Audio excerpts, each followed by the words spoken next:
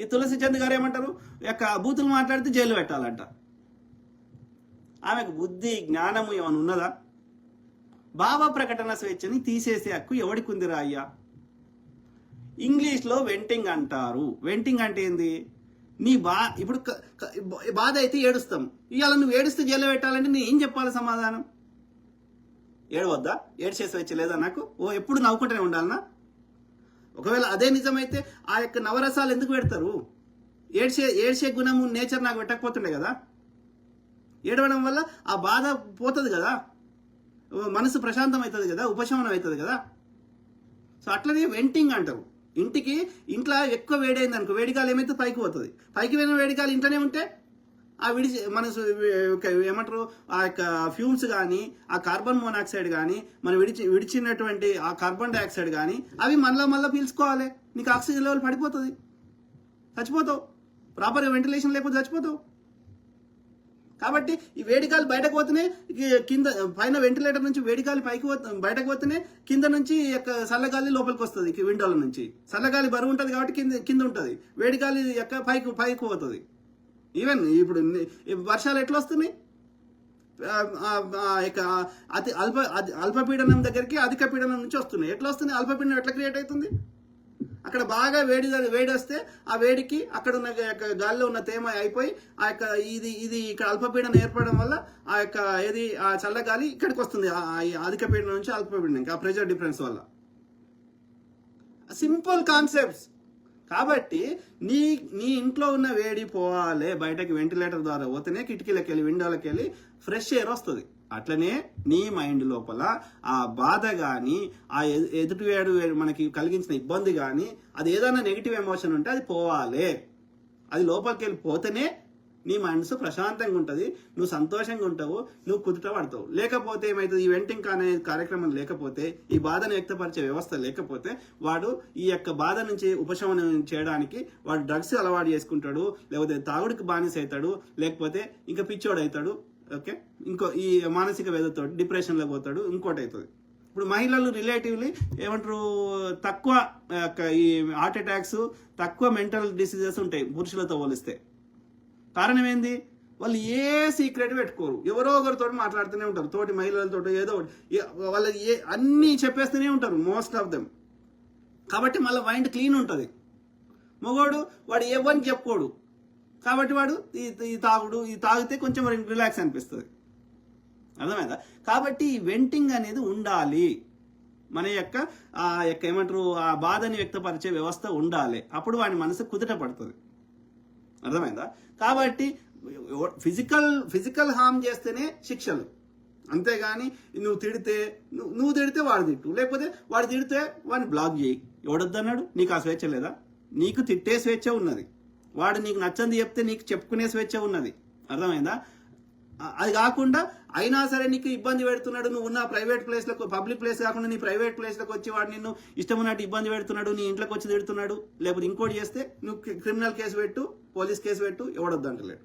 నువ్వు పబ్లిక్ ప్లాట్ఫామ్కి వచ్చి, పబ్లిక్ ప్లేస్కి వచ్చి వాడు కామెంట్ పెడితే వాడిని శిక్షించాలంటే వాడిని బ్లాక్ చేసేసి, నీకు నచ్చకపోతే బ్లాక్ చేయి.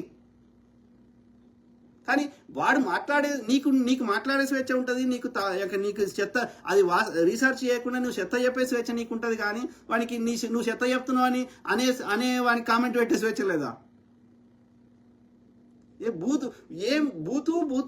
ఏం బూతురా అయ్యా? నీ ఆర్గాన్ నీకు బూత్ అయిందా? అది లేకపోతే ఉత్సవ పొద్దుగాలేస్తే, అది లేకపోతే పిల్లలు కానవు. అది ఎట్లా చెడ్డదైంది? ఆ ఆర్గాను, నీ లింగం ఎట్లా చెడ్డదైంది? నీ ప్రైవేట్ పార్ట్ స్త్రీది ఎట్లా చెడ్డదైంది? అది అస్సాములనేమో యోనికి పూజలు చేస్తున్నారు. ఇలా యోని అని ఎవడన్నా మాట్లాడితే అది బూత్ అంట. నీ ఆర్గాన్ నీకు ఎట్లా బూత్ అయిందిరా అయ్యా? నీ చెయ్యి ఎట్లనో, నీ కాలు ఎట్లనో, నీ మూత ఎట్లనో, నీ ముక్కు ఎట్లనో, నీ యోని అయినా, నీ లింగం అయినా అది కూడా ఒక ఆర్గానే కదా. ఎండ కొడితే మొత్తం, వర్షం పడితే మొత్తం ఆర్గాన్ తడుస్తాయి కదా. అమ్మ యోనిలోకి వెళ్ళి వస్తే ఒకటే ఆర్గాన్, అది ఒక్కటి సపరేట్గా రాలే కదా, మొత్తం శరీరం వచ్చింది కదా. అంటే ప్రకృతి మొత్తం శరీరాన్ని ఒకటే విధంగా చూపెడుతుంది కదా. జ్వరం వస్తే మొత్తానికి వస్తుంది కదా, నీ లింగం కూడా వస్తుంది కదా, నీ యోనికి కూడా వస్తుంది కదా జ్వరము. అది ఎట్లా చెడ్డ ఆర్గాన్ అయిపోయింది? అది లేకపోతే సృష్టి కార్యం జరుగుతలేదు, అది లేకపోతే నువ్వు రోజుకు 10 సార్లు ఉత్సవే లేకపోతున్నావు, అది ఎట్లా చెడ్డ ఆర్గాన్ అయింది? I don't understand. అది ఎట్లా పూర్తయింది? I don't know. ఎల్ అనేది వాడిరు. ఎందుకు వాడుతున్నారు ఎల్ అని? ఎందుకంటే మన సమాజము ఒక సిస్టమ్ పెట్టుకున్నది. ఒక వ్యక్తి ఒక ఆడ మగ ఒక ఎమోషనల్ బంధంతో ఒకరితోటే ఉండాలని సమాజం నిర్ణయించుకుంది. అట్లా కాకుండా స్త్రీ శరీరాన్ని అమ్ముకోకూడదు, వ్యభిచారం చేయకూడదు. అట్లా వ్యభిచారం చేస్తే ఒక్కరితోటి కాకుండా ఒక రిలేషన్ అఫీషియల్గా ఎండ్ చేసుకోకుండా 10 మందితోటి ఒక కేవలం సుఖం కోసమో లేకపోతే పైసల కోసమో ఇంకేదైనా స్వలాభం కోసమో లేకపోతే కామవాంఛలు ఎక్కువ అయిపోయో అట్లా పిచ్చి పిచ్చి చేస్తే వాళ్ళని మగవాడిని అయితే ఇంకో పదం వాడిరు, ఆడవనైతే ఇంకో పదం వాడిరు.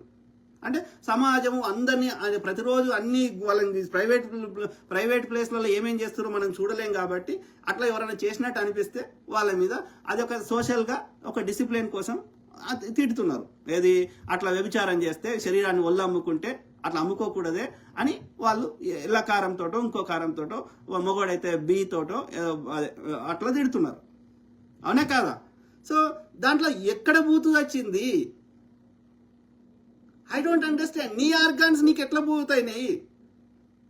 ఈ బైసెప్స్ ట్రైసెప్స్ ఉన్నట్టు గ్లూట్స్. బట్ అంటే ఏంది?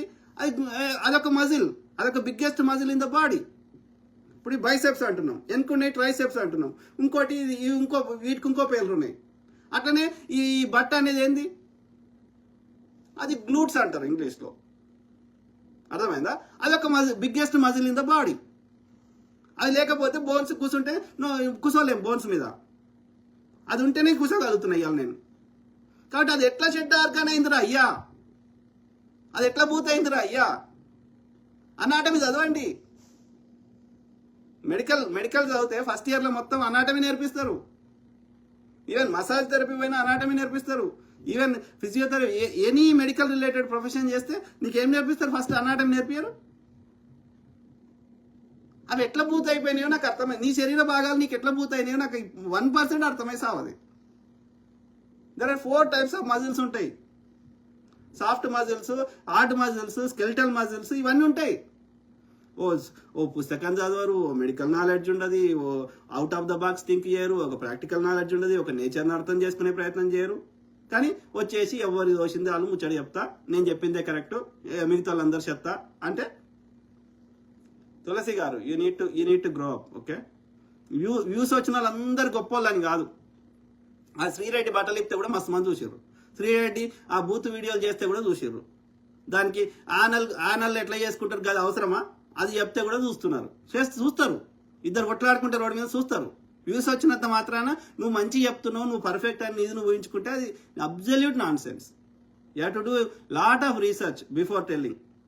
ఇప్పుడు ఆ మహువా మీడియా వనజ గారిని ఒక్క మాట అంటలేమే, ఎందుకంటే ఆమెకు అనుభవం ఉంది, ఆమె out of the box think చేస్తుంది, ఆమె చాలా రీసెర్చ్ చేస్తుంది ఏదన్నా మాట్లాడే ముందు. నువ్వు చదివిన జర్నలిజం నీదే గొప్పది అనుకుంటే నువ్వు ఎంత చదివినావు, ఎన్నేళ్ళు నీకు ఎక్స్పీరియన్స్ ఉంది, ఎంత నువ్వు out of the box research చేసినావు ఆలోచించండి ఇట్లా దయచేసి. ఓకే, సో ఆ క్రమంలో ఇక్కడ మెయిన్గా నేను చెప్పదలుచుకుంది ఏంటంటే, అన్వేష్ అనేవాడు మంచి వ్యక్తి, టాలెంటెడ్ ఉన్న వ్యక్తి. ఓకే, చాలా మంది యూట్యూబర్స్ కంటే 100 రెట్లు నయ్యాం. వీడు ఒక్క చిల్లి గబ అయ్యాడు. వాడు రవి ట్రావెలర్ అంటాడు, వాడు ట్రావెల్ చేసిండు. ఏది అందరికంటే ఫస్ట్గా నేను వరల్డ్ మొత్తం తిరిగినా అని చెప్పుకున్నాడు. వైశ్యుడు అంట, రిచ్మండ్లో వర్జీనియాలో ఉంటాడు, కొమటాయన. సో ఇండియాలో make in India Narendra Modi అంటే, మరి చైనాలో పోయి ఏది వాళ్ళ యొక్క హైదరాబాద్లో విల్లా కొన్నాడు. విల్లా కొని ఆ విల్లాకు కావాల్సిన ఫర్నిచర్ అంతా చైనాకు పోయి తీసుకొని వచ్చాడు 2 కోట్లు పెట్టుకొని. అర్థమైందా? సో ఇక్కడ రిచ్మండ్లో ఈడ ఒక ఇల్లు ఉండగా మళ్ళీ 2వ ఇల్లు ఇంకో దగ్గర కొన్నాడు, అది కిరాయికి ఇవ్వడానికి. ఇక పైసలు పుచ్చిపోయి ఉన్నాయి, ఏం చేయాలో అర్థం కాక తిరిగిండు, అన్ని దేశాలు తిరిగిండు. ఎట్లా తిరిగిండు? ఇప్పుడు ఒక ప్లేస్కి పోతే ఎట్లా పోవాలి? ఒక వారం రోజులు, 10 రోజులు, ఒక నెల రోజులు ఆడ పోయి ఆడ ఉండి అక్కడ హిస్టరీ తెలుసుకొని, అక్కడ లోకల్ కమ్యూనిటీ తెలుసుకొని, అక్కడ రెస్టారెంట్లు తెలుసుకొని, అక్కడ జీవన విధానం తెలుసుకొని, అక్కడ పూర్తి అవగాహన చేసుకొని దాని గురించి మనకేమైనా చెప్తే అది నువ్వు పోయిన దానికి అర్థం పరమార్థం అక్కడ జీవన విధానం. మేము ఎందుకంటే అన్ని పైసలు ఖర్చు పెట్టుకొని మీలాగా అన్ని దేశాలు తిరిగే శక్తి సామాన్యులకు ఉండదు కాబట్టి అది ఎట్లున్నాయో తెలుసుకోవడానికి కుతూహలం ఉంటుంది కాబట్టి ప్రపంచం ఎట్లుంది, అక్కడ ప్రజలు ఎట్లున్నారో తెలుసుకోవాలన్న ఒక ఉత్సాహం ఉంటుంది కాబట్టి నువ్వు ఇప్పుడు ఒక తెలుగు యాత్రి అని ఒక అమ్మాయి ఉంది, మన బెల్లంపల్లి ఆమె, పద్మావతి ఆమె పేరు. సో ఆమె ఆమెకున్న లిమిటెడ్ రిసోర్స్ లో లిమిటెడ్ డబ్బులు ఉన్నా లేకున్నా, ఆమెకు వ్యూస్ పెద్దగా రాకున్నా, ఎక్కువ డబ్బులు రాకున్నా, ఆమె సొంత పైసలు ఖర్చు పెట్టుకుని అయినా లిమిటెడ్ లో ఏదో కష్టపడిపోతున్నది, ఏదో ఆమె చేస్తున్నది. గరిమా బక్షి అని ఉన్నది, వాండరింగ్ విత్ పెయింట్ అని. సో అట్లా చాలా మంది ట్రావెలర్స్ వ్యూస్ రాకున్నా, పెద్దగా డబ్బులు రాకున్నా, వాళ్ళు ఆ లిమిటెడ్ రిసోర్స్ లో కూడా ఆ గ్రౌండ్ రియాలిటీని చాలా మంచిగా చూపెట్టే ప్రయత్నం చేస్తున్నారు. ఈవెన్ అన్వేష్ కూడా చాలా బాగా చూపెట్టాడు. ఆ రవి ట్రావెలర్ ఏం చేస్తాడు, ఆడికి పోతాడు. ఓకే, పోయి ఇవాళ ఫ్లైట్ ఇప్పుడు దిగుతాడు, మధ్యాహ్నం దిగి ఆడ మెయిన్ సెంటర్ ఏదైతే ఉంటుందో ఆడ 4 ఫోటోలు దిగుతాడు. ఏది అక్కడ ఇప్పుడు హైదరాబాద్ వచ్చిన అనుకో, ఏం చేస్తాడు రవి ట్రావెలర్? ఎగ్జామ్ అంటే హైదరాబాద్ ఇక్కడ మనకి తెలంగాణ హైదరాబాద్ అంటే రవి ట్రావెలర్ ట్రావెలింగ్ కోసం వస్తే, ఈయనకి ఇల్లు ఉంది కాబట్టి, ఈయన వైజాగ్ అయినా హైదరాబాద్ ఇల్లు కొనుక్కున్నాడు కాబట్టి ఆయన వచ్చినప్పుడు ఉంటాడు, అది వేరే ముచ్చట. నేను అట్లా చెప్తలేను. రవి ట్రావెలర్ హైదరాబాద్ చూసినా అని ఆయన లిస్ట్ లో టిక్ పెట్టుకోవాలంటే ఏం చేస్తాడు? ఆయన నేను హైదరాబాద్ చూసినా అని చెప్పుకోవాలి ప్రపంచానికి, లేకపోతే ఇండియా చూసినా అని చెప్పుకోవాలి. హైదరాబాద్ లో కరెక్ట్ ఎయిర్పోర్ట్ లో దిగుతాడు, శంషాబాద్ లో దిగి కరెక్ట్ గా ఆ యొక్క అదేమంటారు ఊబర్ లాంటిది తీసుకుంటాడు, రెంటల్ కారు తీసుకొని ఆ ఊబర్ లో వచ్చి కరెక్ట్ చార్మినార్ ముందట దిగుతాడు. దిగి 4 ఫోటోలు తీసుకొని ఆడ చార్మినార్ పక్కకు ఒక అదేంది ఒక రెస్టారెంట్ లో బిర్యానీ తింటాడు. తిని ఆ పక్కకు ఒక ఛాయ్ ఉంటుంది, కెఫే ఉంది, అలా ఛాయ్ తాగుతాడు. ఛాయ్ తాగి మళ్ళీ ఊబర్ ఎక్కుతాడు. మళ్ళీ సాయంత్రానికి ఫ్లైట్లో మళ్ళీ 2 గంటలకు దిగిండంటే మళ్ళీ 6 గంటలకు 4 గంటలకు మళ్ళీ ఎయిర్పోర్ట్ లో ఫ్లైట్ ఎక్కుతాడు. ఇదిగా నేను టిక్ పెట్టుకుంటాడు. ఇక నేను ఇది హైదరాబాద్ పోయినా, నేను ప్రపంచ యాత్రికుని, ఒక దేశం తిరిగేసిన అని మనకు చెప్పేస్తాడు. దాన్ని అంటారా ట్రావెలింగ్ అని? దాన్ని అంటారా? మీరు చెప్పండి దయచేసి. కొంచెం మెడకాయ మీద తలకాయ ఎవరని చెప్పండి. సో ఇది పరిస్థితి. వీళ్ళొక్కరు కూడా ఈ దుర్మార్గులు, జూడ్ కానీ ఎవ్వడు కానీ ఎందుకు కాంగ్రెస్ని అంత ప్రశ్నించినప్పుడు, ఇలా అంతకంటే పెద్ద సమస్యలు ఉన్నప్పుడు, అంతకంటే ఎక్కువ అధిక ధరలు ఉన్నప్పుడు, అంతకంటే ఎక్కువ రూపాయి విలువ పడిపోతున్నప్పుడు, ఆ మెజారిటీ 90% ప్రజల యొక్క ఆర్థిక స్థితిగతులు దిగజారిపోతుంటే, ఒక్క కొత్త కన్స్ట్రక్షన్ ఏది లేకపోయినా, ఒక ఇరిగేషన్ ప్రాజెక్ట్ కట్టకపోయినా, ఇక 150 లక్షల కోట్లు ఒక్క మోడీ గారు 13 ప్రధానమంత్రులు అరౌండ్ 50 లక్షల కోట్లు అప్పు చేస్తే, ఆ 64 ఏళ్లలో చేసి అనేకం కడితే, ఈ నరేంద్ర మోడీ ఈ 11 ఏళ్లలో 150 లక్షల కోట్లు అప్పు చేసి ఒక్కటి కూడా కట్టక వాళ్ళు గట్టిని అమ్ముకుంటా, వాళ్ళ పొదుగాలేస్తే ఈ రోజు ట్యాక్సులు తీసుకొని చరిత్ర మీద బురద అల్లుకుంటా. సో ఇట్లా చేస్తుంటే ఈ దుర్మార్గులు ఒక గరికపాటి అడగడే, ఒక మందకృష్ణ అడగడే, ఈ ట్రావెలర్ అడగడే, ఎవడని అడుగుతాడా? మీరు చూసిర్రా? అంటే అర్థమైంది, 90% ప్రజలు చచ్చిపోయినా మీకు సంబంధం లే. 5 నుంచి 10% మంది ఆనాడు మనువాదుల కాలంలో కానీ, ఆనాడు బ్రిటిష్ వారి కాలంలో కానీ, రాజకుటుంబాలు కానీ, భూస్వాములు కానీ 90% భూమి 5% మన దగ్గర ఉంది. ఎవడు అడుగుతాడా? వాడు ఎందుకంటే వాడు చెత్త పుస్తకం రాసుకున్నాడు. ఏమని? ఈ 90% వాళ్ళు 5% మనకి సేవ చేయాలంటే వీడు బతుకుండాలి కాబట్టి నీకు 5 రొట్టెలు ఇస్తా, లేకపోతే 5 కిలోల బియ్యం ఇస్తా, ఇవి తిను, మాకు సేవ చేయి, శ్రమ దోపిడీ చేస్తా. ఈ వ్యవస్థకి, ఈ మనువాద వ్యవస్థని పెంచి పోషిస్తుంటే, నీ ఇల్లు మంచిగుంటే ఇండియా బాగుంది. బాగుంది? ఎవరి ఇల్లు బాగుంది? గదే 5% మంది బాగుంది. నీ ఇల్లు బాగుంటే అందరు బాగున్నట్ట? ఒక సామాన్యుడి అలా భూమి కొనుక్కునే పరిస్థితి ఉందా? ఒక సామాన్యుడు బంగారం కొనుక్కునే పరిస్థితి ఉందా? గతంలో ఉండే. ఇది మంచి పరిపాలన అంటే? ఎవరైనా ఒక సామాన్యుడు కూడా తనకు నచ్చినట్టు బతికేటట్టుగా, తను కూడా అన్నిటిని కొనుక్కునే పరిస్థితి ఉంటే అది బాగున్నట్టు. ఒక 5% మంది 10% మంది మాత్రమే మొత్తం సంపద వాళ్ళ చేయాలంటే అది మంచిగా ఉన్నట్ట? నీ ఒక కాలో చెయ్యో పెరిగితే అది రోగం అవుతుంది. అది బోధకాలు అంటారు, ఇంకో రోగం అంటారు. శరీర భాగాలు అన్ని సమానంగా పెరిగితే హెల్తీ అంటారు, ఆరోగ్యం ఉందంటారు. సమాజంలో కూడా ఒక అదానో అంబానో, ఒక బ్రాహ్మణుడో, ఒక ఆర్య వైశ్యుడో, ఆర్య బ్రాహ్మణుడో మొత్తం సంపద వాళ్ళ చేయాలంటే 90% మంది పేదరికంలో బతుకుతుంటే అది రోగం అవుతుంది. ఇలాంటి వాటి మీద ఒక్క యూట్యూబర్ ప్రశ్నిస్తాడా? జూడ్ ప్రశ్నిస్తాడా? ఆలోచించండి.